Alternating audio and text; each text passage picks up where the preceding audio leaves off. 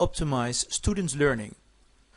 You may look at the multimedia learning theory by Richard Mayer, professor at the University of California, evidence-based theory. To learn, you need a brain. You can store an unlimited amount of information. New information arrives in a part of the brain, the working memory. For example, what I say and what you see. Your best teacher, your worst teacher. But at 7 items, your working memory is full. What does this mean for a normal student? Most of what you learn at school comes in through 2 senses, the eyes and, important, the ear.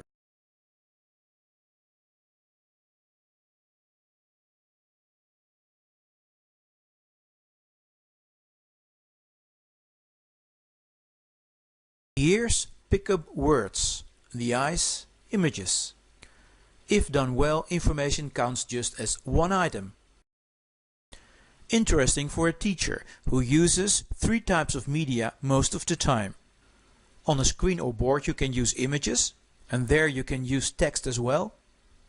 And you can also explain in your own words. Professor Mayer gives specific advice how you can support learning. First tip, the redundancy principle. Using images, explanation and text on the board is too much. It's best to delete the text on the board. The multimedia principle, so the use of multimedia at the same time, has the same conclusion. Images with verbal explanation make learning easier than explanation alone. If you have the opportunity, use supporting pictures.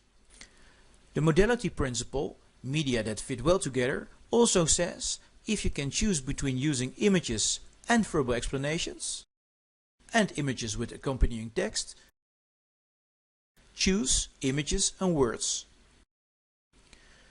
If you still want to use images and text, think of the spatial contiguity principle. That is the time between, or more precisely, the spatial proximity of images and text. But splitting text and images means that you put extra load on the working memory.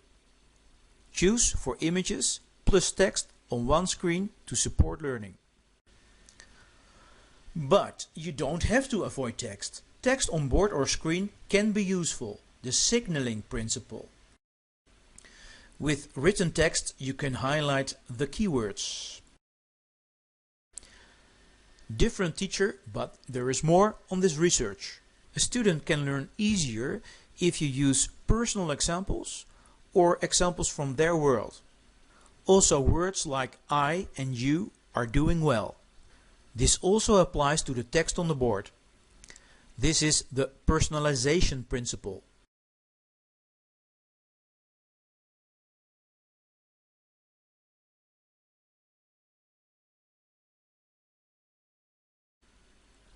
Formal language and text are extra load for the working memory. Don't read all the words from the board. That does not help. It is unnecessary load for the working memory. This is another example of the redundancy principle. And also, if you want to illustrate your own words with a funny image or some playful text, remember that you put the working memory to work. That is the coherence principle.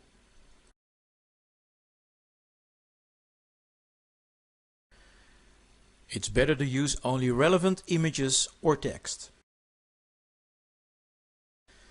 These were the general principles. The effects do differ by individual.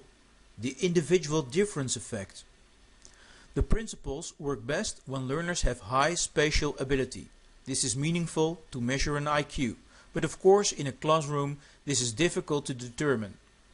But it also works well for learners who have little knowledge of the subject.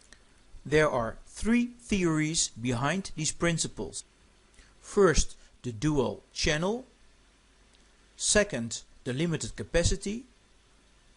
And third, the active processing assumption. Dual channel means that words and images are sensed apart but are connected at the end of the working memory. At that point they also connect to existing prior knowledge. This existing knowledge also is brought into the working memory and that affects the limited capacity, the limited working memory capacity of up to 7 items for about 20 seconds. And active processing is the assumption that learners construct their own knowledge. And that's an important element of cognitivism, one of the schools in education. So, how to help students to optimize their learning?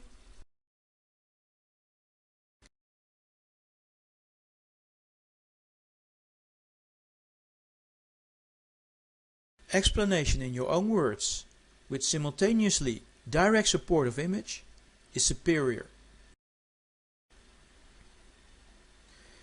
And always be careful with text.